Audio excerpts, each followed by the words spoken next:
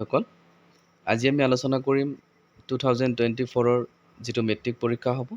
যে সেই মেট্ৰিক পৰীক্ষাত কিমান ফিজ হ'ব, কোনে কোনে পৰীক্ষা দিব পাৰিব, কোনে কোনে দিব নোৱাৰে, আৰু কোনসকল ছাত্ৰ ছাত্ৰীয়ে সেই মেট্ৰিকৰ ফৰ্ম ফিল আপৰ ফিজসমূহ ৰেহাই পাব, সেইসমূহ আলোচনা কৰি যাম। তোমালোকে ভিডিঅ'টো চাই যাবা। আৰু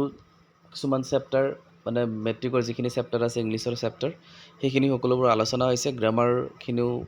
আপলোড দিয়া হৈছে, তোমালোকে সেইখিনি চাই ল'ব পাৰিবা আৰু চেনেলটো পাৰিলে ছাবস্ক্ৰাইব কৰিবা। এতিয়া দেৰি নকৰি ভিডিঅ'টো আৰম্ভ কৰোঁ। যে টোটেল ফিজ কিমান হ'ব ইয়াতে চাবা। এক্সামিনেশ্যন ফি হ'ব টোটেল 700 টকা। তাৰে যাৰ প্ৰেক্টিকেল আছে তেওঁ দিব লাগিব 150 টকা। চেণ্টাৰ ফি 350 টকা। এই হ'ল তোমালোকৰ 700, আৰু যাৰ প্ৰেক্টিকেল আছে তেওঁ 150 দিব লাগিব। 150 আৰু ইফালে 700, 850 টকা আৰু 350 টকা, 1250 টকা হ'ব। 1200 টকা হ'ব। আৰু এই কি বুলি যাৰ নেকি প্ৰেক্টিকেল নাই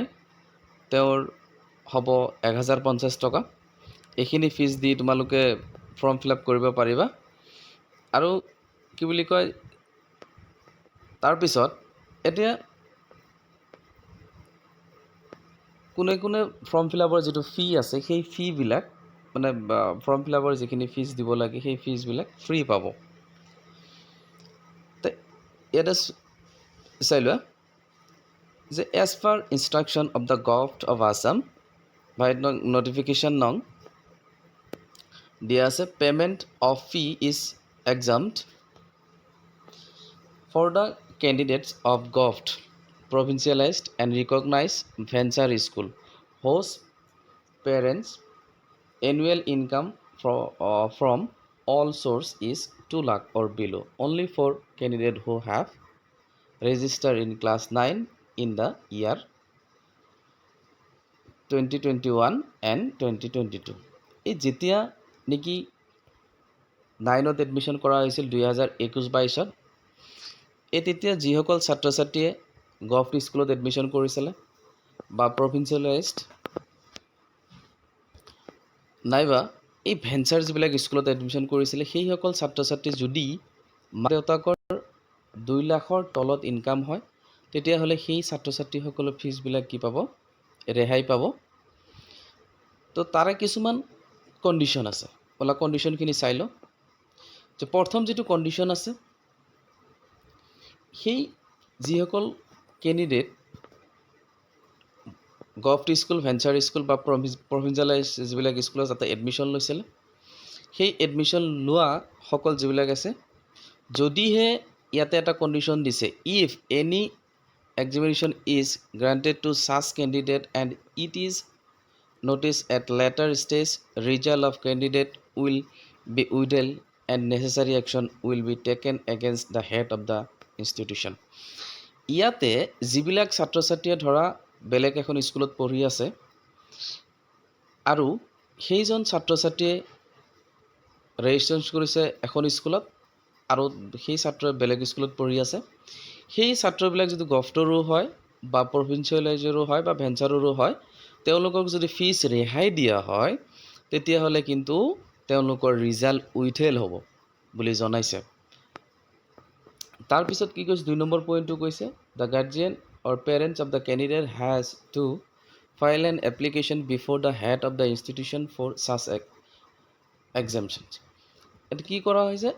যে হয় ফ্ৰী দিয়া হ'ব। ফ্ৰী দিয়াৰ কাৰণে কি কৰিব লাগিব, গাৰ্জিয়ানে বা অভিভাৱকে সেই বিদ্যালয়ত কি কৰিব লাগিব, এপ্লিকেশ্যন এটা দিব লাগিব, তেতিয়াহে হ'ব। তাৰপিছত কি কৈছে 3 নম্বৰটো, the head of the institution must verify the genuineness of document submitted by the parents, guardian, student before allowing the exemptions of examination fee. যে এপ্লিকেশ্যন দিব, কিন্তু দিলেও কি কৰিব, সেই স্কুলখনৰ যিজন হেড আছে সেই হেডজনে ভেৰিফাই কৰিব যে সেই মানুহজনৰ একচুৱেলি ইনকাম বছৰত 2 লাখ টকাৰ তলত হয়নে নহয়। তাৰপিছত 4 নম্বৰত কৈছে, the application has to give a photograph of the present status of the plant by him her at the time of admission in class 9. The most important point 4 নম্বৰটো আৰু এটা কণ্ডিশ্যন দিয়া হৈছে যে তোমালোক যেতিয়া এডমিশ্যন লৈছিলা ক্লাছ 9ত সেইসকল ছাত্ৰ ছাত্ৰীক যেতিয়া এডমিশ্যন দিয়া হৈছিল ফ্ৰীতে দিয়া হৈছিল আৰু এটা কি দিয়া হৈছিল গছপুলি ৰুব দিয়া হৈছিল যে সেই গছপুলিটো তোমালোকে যিটো ৰুব দিয়া হৈছিল সেই গছপুলিটো কিমান ডাঙৰ হ'ল আৰু সেই গছপুলিটোৰ সৈতে তোমালোকৰ কি দিব লাগিব এটা ফটোগ্ৰাফ দিব লাগিব তেতিয়াহে তোমালোকে ফেৰি পাবা নহ'লে পোৱা কিন্তু তাৰপিছত 5 নম্বৰটো কি কৈছে candidate will be allow complete দিয়াৰ ফৰ্ম ফিল আপ ফ্ৰম দিয়াৰ পেৰেণ্ট স্কুল অনলি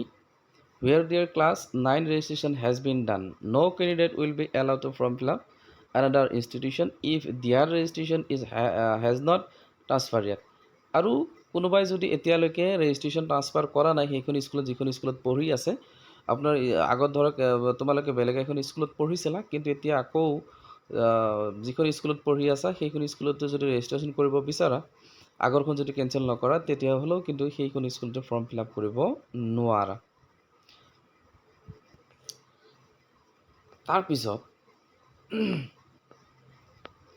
কোনে কোনে এক্সাম দিব নোৱাৰে এতিয়া আচল কথা যে যিসকল কেণ্ডিডেট ৰেগুলাৰ কেণ্ডিডেট হয় সেই কেণ্ডিডেটবিলাকে যদি কি কৰে যে সেই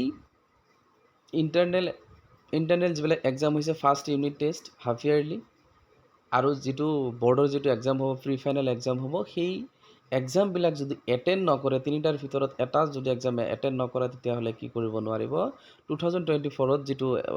SSLC পৰীক্ষা হ'ব সেইটোত কিন্তু বহিব নোৱাৰে কিন্তু আৰু এটা কথা কৈ থৈ দিছোঁ যিসকল ছাত্ৰ ছাত্ৰী এইবাৰ ফেইল কৰিছিলে মানে 23ত যিবিলাকে এক্সাম দিছিলে ফেইল কৰিছিলে সেইসকল ছাত্ৰ ছাত্ৰীৰ কিন্তু ফাৰ্ষ্ট ইউনিট এবাৰ যিটো ফাৰ্ষ্ট ইউনিট হৈছে ফাৰ্ষ্ট ইউনিটটো নিদিলেও হৈ যাব তো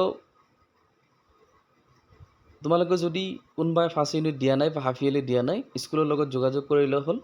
যে এক্সামটো কেনেকৈ দিব পাৰি কেনেকৈ কি কৰিব পাৰি সেই বিষয়ে হেডৰ লগত আলোচনা কৰিলে হ'ল আৰু যদি সেইটো এক্সামটো মানে 24ত বহিব বিচাৰে তেতিয়াহ'লে exam first unit half yearly আৰু প্ৰি ফাইনেলত বহিবই লাগিব সেইটো কম্পালচৰি এইটো সবাই ঘোষণা কৰিছে নহ'লে কিন্তু ফাইনেল পৰীক্ষাত বহিব নোৱাৰা এতিয়া ফৰ্ম ফিল আপৰ লাষ্ট ডেট কেতিয়া বা ফৰ্ম ফিল আপ কেতিয়াৰ পৰা ষ্টাৰ্ট হ'ব ফৰ্ম ফিল আপৰ যে অনলাইন যিটো ফৰ্ম ফিল আপ হ'ব 9 অক্টোবৰৰ পৰা 31 অক্টোবৰলৈ চলি থাকিব আৰু ফৰ্ম ফিল আপৰ লাষ্ট অনলাইন যিটো পে'মেণ্ট আছে সেইটো বা চালান যিটো কাটিব লাগিব 31 অক্টোবৰ 2023 আৰু কোনটো বেংকত চালান কাটিব পইচাটো জমা দিব লাগিব বা চালানটো কাটিব লাগিব সেইটোও কিন্তু দি দিছে SBI বেংকত দি দিছে সেইটো 3 তাৰিখে নৱেম্বৰ 3 তাৰিখে কৰিব লাগিব আৰু অনলাইন যিটো কাৰেকশ্যন হ'ব সেই কাৰেকশ্যনটো তোমালোকৰ 18 নৱেম্বৰত আহিব আৰু তাতে কি দিছে এটা ৱেবছাইট দি দিছে যে ৱেবছাইটটো হৈছে seva.registration.org ইয়াতে ৰেজিষ্ট্ৰেশ্যন কৰিব লাগিব যিমান সময় চাই থকাৰ বাবে ভিডিঅ'টো ধন্যবাদ আৰু পুনৰ যিবিলাক মই ভিডিঅ' আপলোড কৰিম সেই ভিডিঅ'ত চাবা আৰু চাবা বুলি আশা ৰাখি আজিৰ ভিডিঅ'টো ইমানতে এৰিছোঁ থেংক ইউ এগেইন